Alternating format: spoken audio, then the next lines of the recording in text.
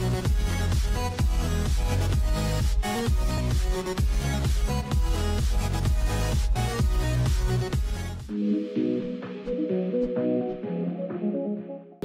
bonjour à tous, donc Valentin Lecor, je suis ingénieur chargé d'affaires chez Solisart.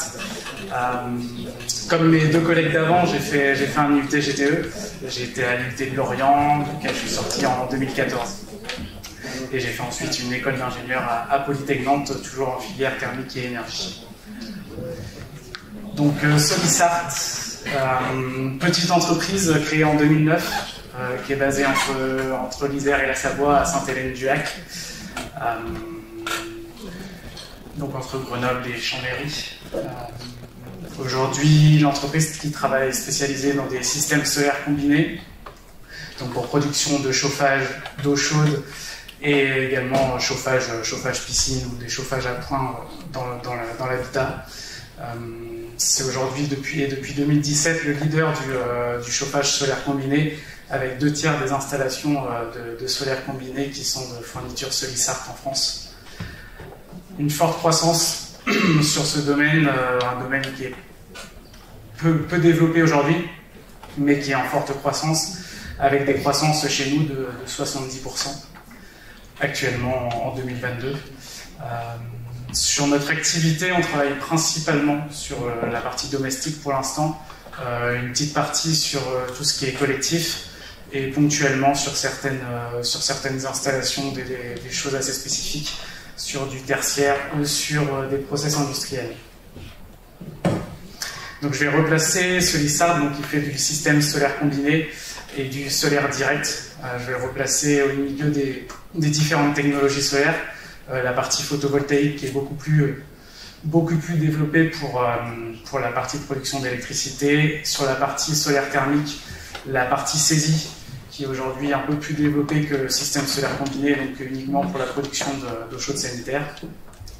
Et la partie solaire combinée, donc pour toute l'intégration du chauffage et du chauffage de l'eau dans l'habitat, puisque le chauffage est, donc j'ai mis un petit graphique de l'ADEME, le chauffage et l'eau chaude sont une des parts, et la part la plus importante de consommation aujourd'hui d'énergie dans l'habitat. Au niveau du système solaire combiné, deux technologies, une technologie d'hydroaccumulation et une technologie de solaire direct, donc sur laquelle on travaille et avec laquelle on a 20% d'économie en plus par rapport à l'hydroaccumulation. Et donc sur des factures, en moyenne sur nos installations, on va être à 50% d'économie sur les factures énergétiques apportées par le solaire. Donc, pour expliquer le fonctionnement du solaire direct et la technologie qu'on utilise, donc voici un schéma assez simple et assez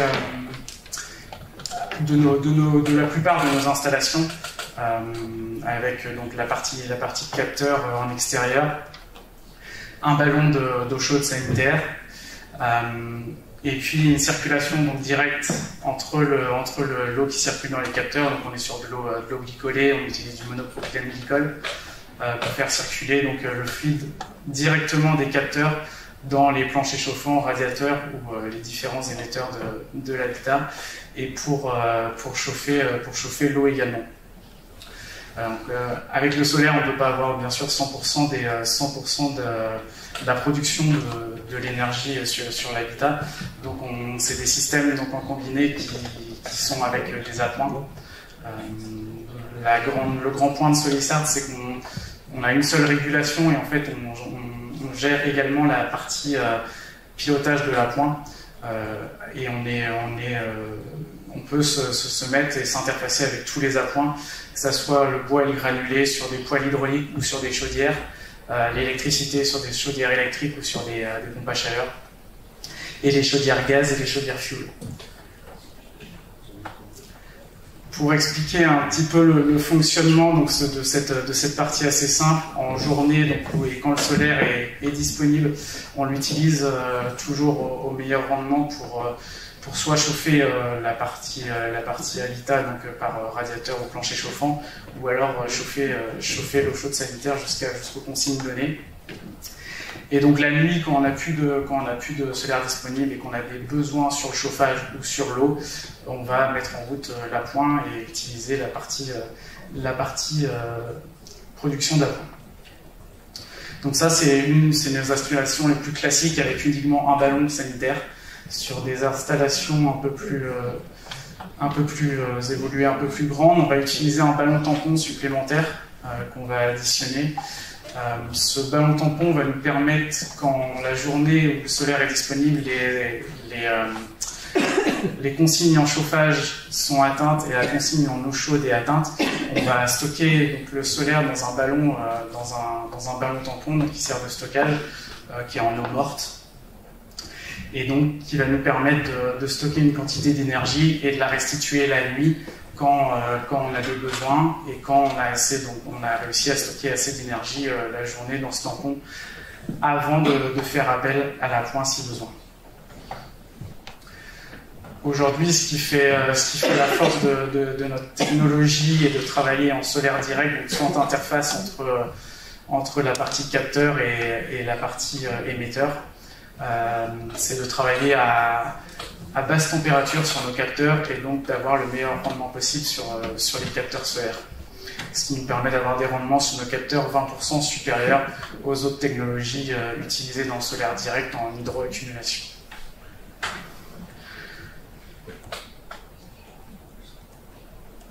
Donc 20% plus performant. Aujourd'hui, entre toutes nos technologies, toutes nos installations qui existent, on a des mesures donc, faites par l'INES qui apportent entre 30 à 70% d'économie sur le chauffage et l'eau chaude dans les habitats. On a des mêmes performances puisque notre système est optimisé, sa régulation optimise par rapport aux émetteurs. On a les mêmes performances sur des circuits, que ce soit du circuit radiateur ou du circuit plancher chauffant dans les maisons. La même performance dans le nord que dans le sud de la France. La compensation d'avoir un apport solaire plus important dans le sud, c'est que dans le nord, la période de chauffage est plus importante. Donc en termes de pourcentage d'économie, aujourd'hui, on arrive au même pourcentage. Donc voilà, j'en ai parlé. Solistart, c'est un point fort, c'est le cerveau de l'installation, c'est toute sa régulation qui permet donc déjà de gérer l'excédent d'énergie, de maximiser le rendement de nos capteurs, et après de choisir nos consignes et un paramétrage à distance. Donc aujourd'hui, c'est des installations qui sont connectées et qui nous permettent également d'avoir des autodiagnostics et dès qu'il y a un problème, d'avoir des mails envoyés pour pouvoir analyser, pour savoir quel est le potentiel problème sur l'installation. Avec des installations aujourd'hui, que ce soit dans le neuf ou en rénovation, avec également des projets sur des maisons en autonomie maximum.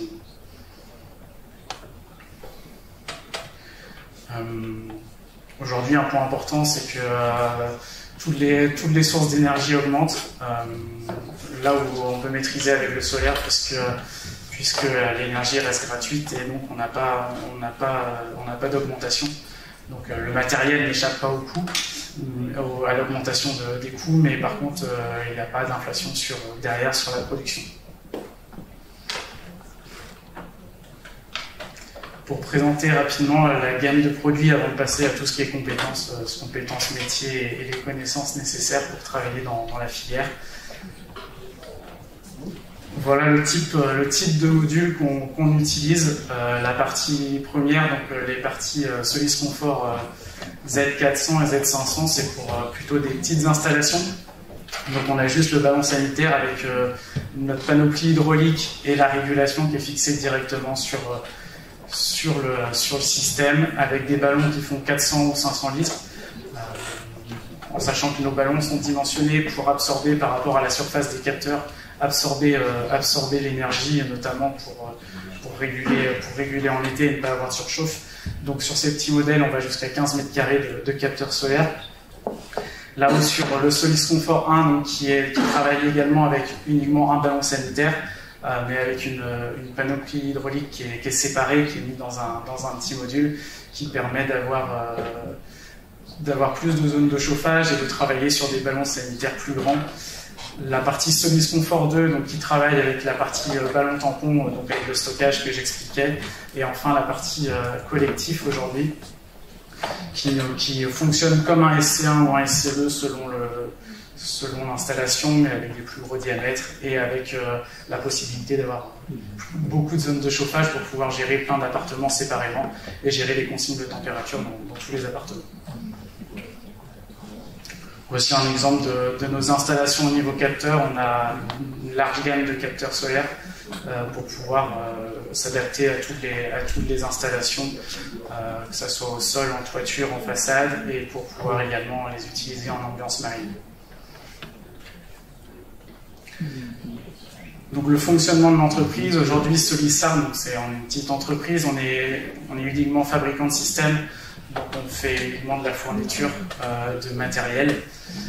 Donc tout ce qui est capteur, ballon, c'est fourni, tout ce qui est réseau hydraulique, donc les vases, les différentes vannes, les vannes 3 voies, les mitigeurs et toutes les liaisons, et puis tout ce qui est régulation, donc notre carte qui est notre développement, qui est notre carte de régulation, les différents circulateurs et les sondes de température.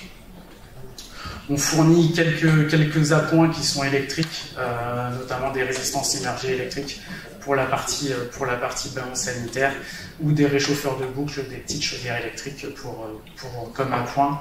Par contre, on ne fournit pas tout ce qui est appoint, comme les poêles, les chaudières, les packs. Ça reste de la fourniture extérieure pour interfacer avec nos systèmes.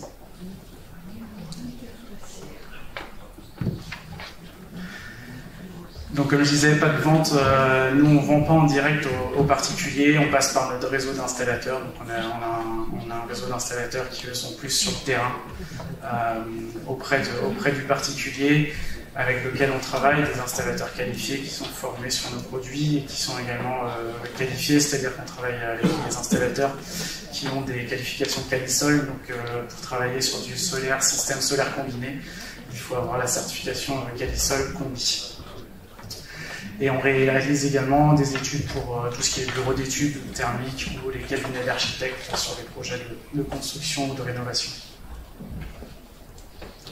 La structuration au niveau de Solisarm, donc au niveau du fabricant, sur les 3 pôles qui vont s'intéresser par rapport au but NT2E, la partie R&D, donc aujourd'hui le développement de produits est réalisé. Aujourd'hui, on est beaucoup sur l'optimisation sur cette partie R&D. Je m'y intéresserai moins par la suite.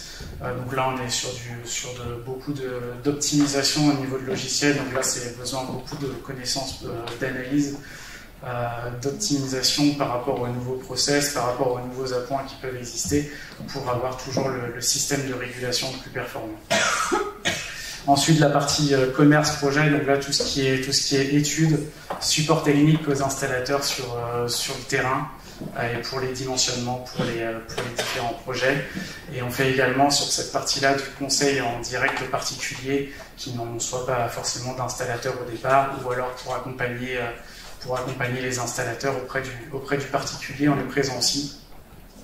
Et la dernière partie, donc tout ce qui est service technique, qui est là pour le support durant la réalisation, pendant l'installation, pour la mise en service de toutes les installations et enfin pour la gestion du service après-vente. Donc pour parler de toutes les compétences, je vais un peu partir sur le déroulement total d'un projet, comment nous on fonctionne et qu'est-ce qu'on a besoin en retour pour avancer et puis pour pouvoir être au top sur nos projets. Donc une première partie, donc j'aurais mis les différents blocs de compétences du BUT T2E en haut. Je ne les rappellerai pas forcément dans mes propos à chaque fois, mais comme ça je les ai indiqués par rapport à ce que j'ai identifié avec ce que nous on peut faire. Donc une grosse partie connaissance générale qui s'applique à tous les blocs de compétences, à toutes les étapes d'un projet en solaire aujourd'hui, en solaire thermique. Donc de fortes connaissances sur l'hydraulique et la thermique en globalité, savoir connaître aussi les différentes technologies solaires, où on peut se positionner, quelles sont les technologies qui existent et quelle est la différence entre chaque technologie. Donc ça reprend le graphique que j'avais indiqué au début. Ensuite, donc, le solaire et les paramètres qui influent sur le fonctionnement des installations solaires, que ce soit le gisement solaire, tout ce qui est masque et qui est gêne par rapport à la production, et puis l'orientation des capteurs par rapport au sud avec l'incidence de l'inclinaison par rapport aussi à l'orientation. C'est important, comme on est des systèmes qui ne peuvent pas fonctionner totalement en autonomie, on a toujours besoin d'un appoint, c'est important de connaître tous les types d'appoints qui existent, donc toutes les chaudières et puis les poêles ou la PAC. Et enfin, connaître les types d'émetteurs et qu'est-ce que ça implique dans une maison d'avoir un plancher chauffant, des radiateurs basse température, des murs chauffants ou des plaintes chauffantes, de pouvoir connaître tous les systèmes émetteurs de chaleur dans la maison sur des installations de chauffage central comme celle-ci. Donc le début d'un projet, les données d'un projet, ça vient de deux sources aujourd'hui, soit en direct contact du particulier, donc que ça soit nos installateurs ou que ça soit nous en direct avec le particulier, c'est beaucoup d'écoute, c'est beaucoup d'informations du particulier, donc en fait il y a besoin de savoir d'être capable de faire le tri dans tout ce qui est dit par un particulier pour savoir qu'est-ce qui est important pour nos installations et pour le dimensionnement de nos installations. Donc savoir poser les bonnes questions et savoir faire le tri dans tout ce qui est dit.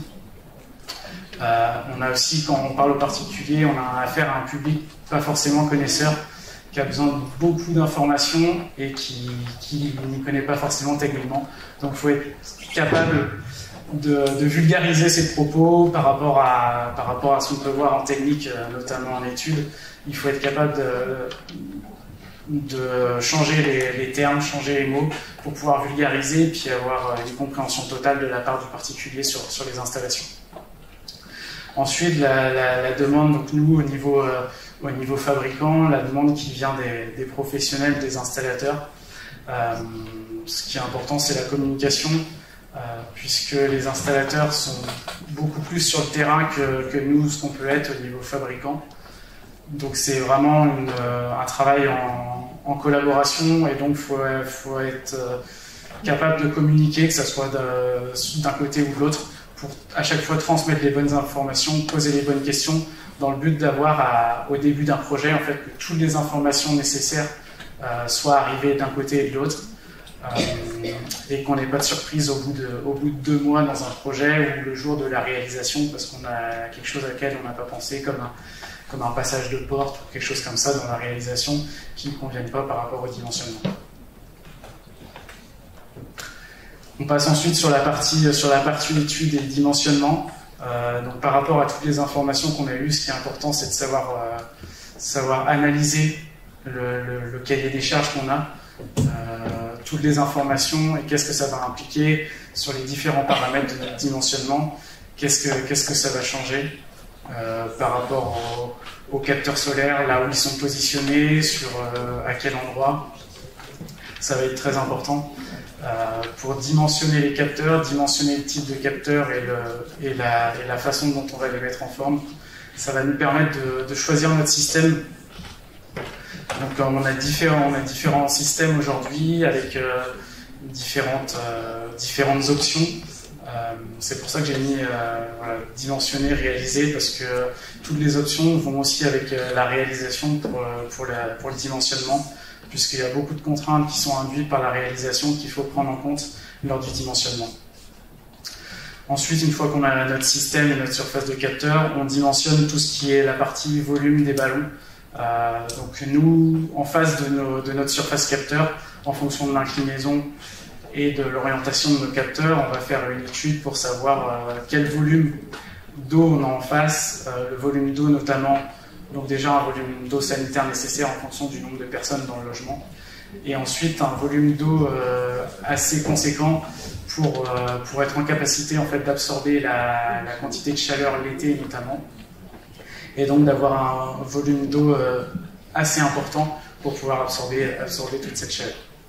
Et enfin les dimensionnements des différents organes hydrauliques pour s'adapter avec le système et pour pouvoir créer notre schéma hydraulique de l'installation, avoir un schéma d'exécution et pouvoir donner une fiche de programmation, donc détailler tout le système pas à pas pour pouvoir donner une fiche de programmation pour la mise en place du système et le paramétrage du système, notamment pour la mise en service. La partie budget qui est un point assez crucial dans nos différents projets. Aujourd'hui, on utilise des outils de simulation. Donc, il y a différents outils de simulation qui existent. Nous, vu que notre système est un peu spécifique par rapport à ce qu'on peut retrouver, on a un outil SolisCast qui a été développé en lien avec l'INES et Solisart pour justement avoir des simulations fiables par rapport à notre système. Et donc, le but dans tout ça, c'est de faire une étude technico-économique de l'installation, donc avoir le prix et être capable de ressortir pour les clients finaux une rentabilité, un retour sur investissement sur nos installations. Donc en prenant en compte, en fait, il faut réussir à prendre en compte là-dessus tous les paramètres pour avoir l'étude la plus précise possible. Aujourd'hui, il y a des aides qui existent, que ce soit notamment au plan national, pour l'installation de nos systèmes, mais il faut aussi connaître qu'il peut y avoir des aides régionales et locales, donc il faut être à même de pouvoir aller chercher ces infos, même si c'est des infos qu'on n'a pas toujours, de chercher, d'être en contact avec les collectivités, les régions pour avoir toutes les informations sur les aides et pouvoir renseigner au mieux les clients. Au niveau du chiffrage, le chiffrage de la fourniture, donc qui vient de notre partie. Après, au niveau de la réalisation, il faut être capable de chiffrer par rapport aux différents paramètres de l'installation, de pouvoir chiffrer la pose. Et puis aussi la maintenance. Alors sur nos systèmes solaires, la maintenance est très faible, puisqu'elle est liée aussi, ça va être beaucoup sur l'appoint, où il va y avoir des maintenances, notamment sur les rénovations, où nos systèmes se mettent avec des chaudières fuel, par exemple, ou du bois ou du gaz, où il y aura plus de maintenance que sur la partie vraiment solaire. Donc après, une fois que tout est dimensionné, une fois que tout est validé, donc on passe à la réalisation. Donc là, Solisart n'intervient pas directement dans la réalisation puisqu'on n'est pas sur place. Donc là, c'est vraiment sous-traité à nos différents installateurs. Toutefois, notre service technique reste en lien avec les installateurs, donc pour pouvoir les supporter. Donc il faut quand même connaître les systèmes et connaître tout ça pour la réalisation. Premier point au niveau de l'installation, donc c'est la lecture de tous les notices. Ça peut paraître un point bête, mais ce qui est important, c'est que savoir que c'est pas un point qui est négligeable. Chaque système a ses spécificités et trop souvent on retrouve parce qu'on a des gens qui, soit par connaissance ou en pensant savoir ce qui est bon, ne font pas les bons branchements, ce qui entraîne de gros problèmes. Donc c'est un point qui est très important, c'est d'ingurgiter, de savoir que lire des notices, c'est pas inutile. Ensuite, il y a une partie qui n'est pas forcément au niveau des installations, pas forcément donc, sur le point thermique et hydraulique, c'est plus là de la mécanique, de la structure au niveau de l'installation de nos capteurs, que ce soit en toiture ou au sol, et puis gérer par rapport à tous les paramètres météorologiques, notamment les prises au vent des capteurs quand ils sont en toiture et qu'ils sont réinclinés par rapport à la toiture avec des châssis, et puis quand ils sont au sol ou sur la toiture par rapport à la neige, pour avoir les bons réflexes par rapport à ces positionnements. Ensuite, tout ce qui est hydraulique, donc là ce qui est important c'est la lecture de schéma hydraulique, puis savoir relier les schémas hydrauliques qui sont fournis sur l'installation avec des schémas d'exécution par rapport à l'installation. Les spécificités de l'appoint, alors là c'est en lien aussi avec le dimensionnement, c'est que chaque appoint a ses spécificités, notre régulation est paramétrée pour aller avec chaque appoint, et du coup il y a un paramétrage différent, donc c'est important d'aller chercher aussi auprès du fournisseur si on réutilise un appoint qui est déjà existant dans une rénovation, ou si l'appoint est un nouvel appoint, d'avoir vraiment toutes les bonnes infos pour pouvoir le jour de l'installation brancher correctement et paramétrer correctement.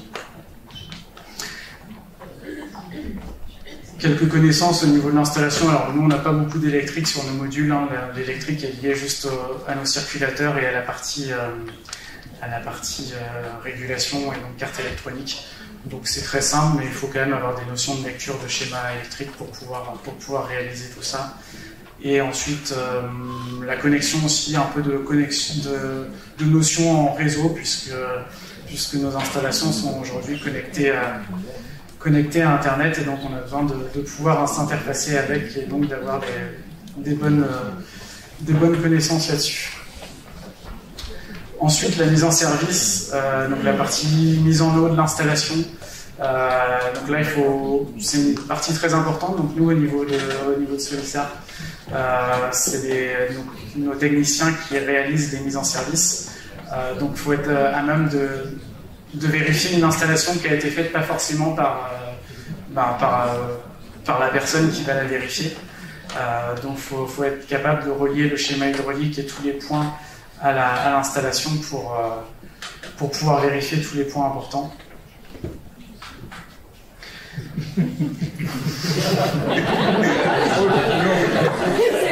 Si on met la pression au niveau du temps, je vais accélérer.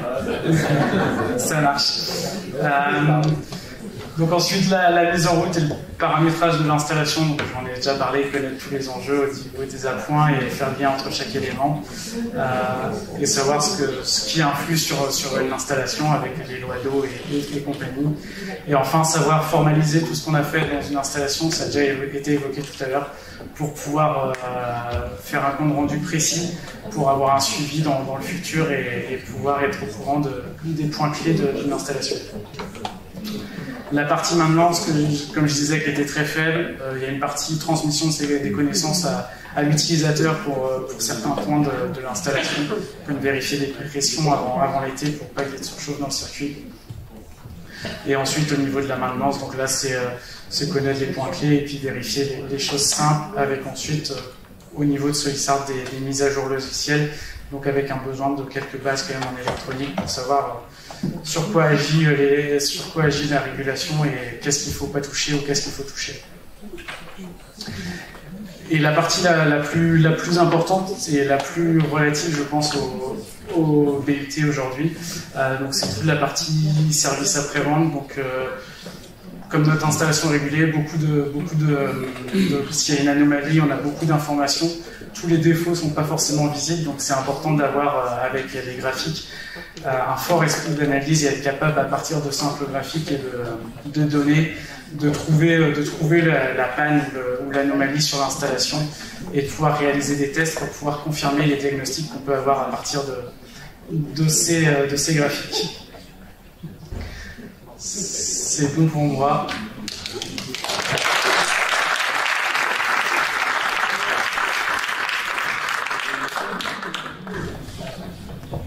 On peut prendre quelques questions et puis après on donnera quelques consignes pour la suite de la journée. Merci pour la présentation. Une question plus sur la technique solaire directe. Le problème du solaire direct, c'est à la fois gérer la protection antigel et les surchauffes, et éviter la dégradation du fluide caloporteur, des joints, etc. Devant vous, tu as plein d'enseignants qui potentiellement vont partir 3 semaines au mois d'août. Les solutions, souvent c'est soit auto-vidangeable, non pas tout ça.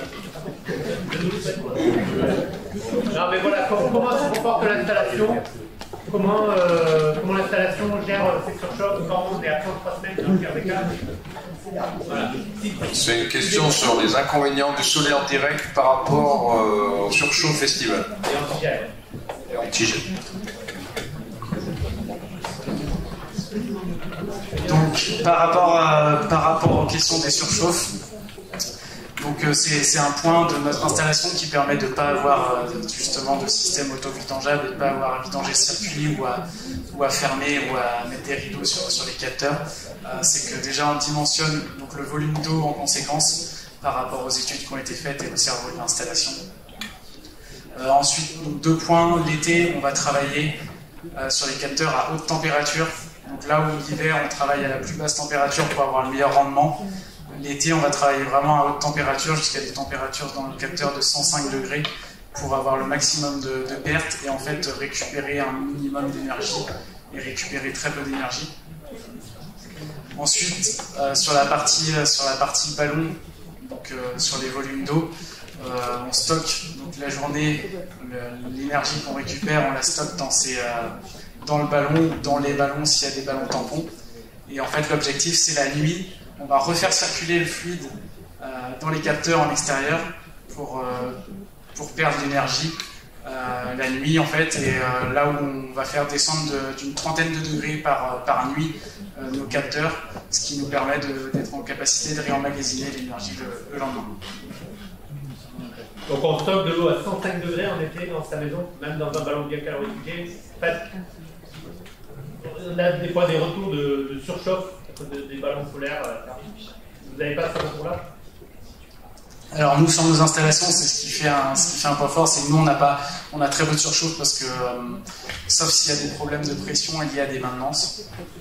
Par contre, sur l'installation en elle-même, la régulation est capable de s'autogérer et de ne pas avoir de problème. Donc aujourd'hui, sur une installation qui fonctionne bien, on peut voir notre système en vérifiant avec nos analyses justement qu'il n'y aura jamais de surchauffe puisque notre fluide va jusqu'à des températures, effectivement, dans les ballons. Donc dans le ballon sanitaire, on va aller jusqu'à 95 degrés. Dans les ballons tampons, on ira un peu plus haut, jusqu'à 105 degrés. Donc la température de 105 degrés dans nos capteurs, c'est une température où le fluide ne vaporise pas, caramélise pas. Et donc on arrive à maintenir avec notre système cette température et jamais aller au-dessus et de ne pas avoir de soucis.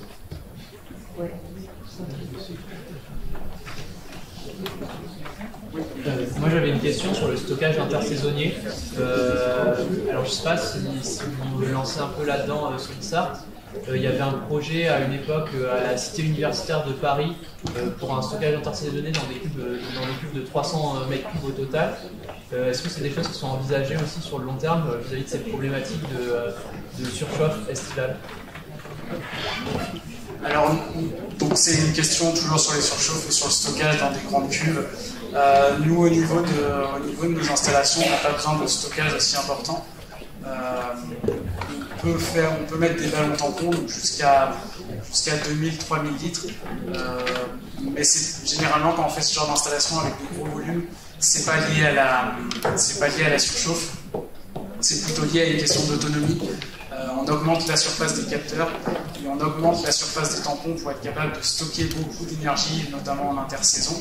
Et on a des installations, donc là où on vise l'autonomie, où on arrive à faire 95% d'énergie sur les factures énergétiques et à consommer de l'énergie sur nos appoints uniquement sur les mois de décembre et janvier, mais à être autonome tout le reste de l'année, et c'est pour ça qu'on a des gros volumes en conséquence.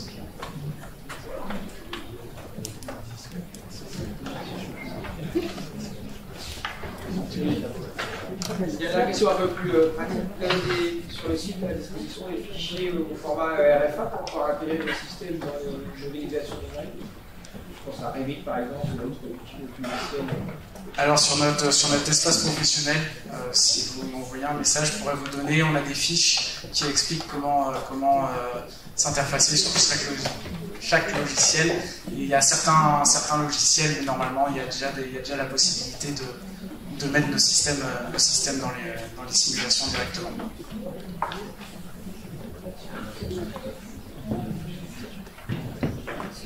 J'embraye sur la question des logiciels, sur les logiciels de réglementation thermique. Est-ce que le système est connu? Est-ce qu'il y a un test 5 qui a été posé? Parce que je sais qu'il y a quelques années, ce n'était pas le cas, et en fait, c'est difficile de valoriser ces taux d'économie. Alors, donc c'est une question ici sur la RT et savoir comment on met le système dans la RT. Aujourd'hui, on a une fiche explicative justement pour la demande de titre 5. Elle est encore mise à jour pour l'ARE. Aujourd'hui, sur notre espace, pour l'instant, elle est adaptée à la RT 2012 et elle est en cours de mise à jour pour pouvoir s'adapter à la RE 2020. Elle est sur le même espace professionnel que j'évoquais, qui est donc sur notre site internet où il faut avoir un code pour y accéder.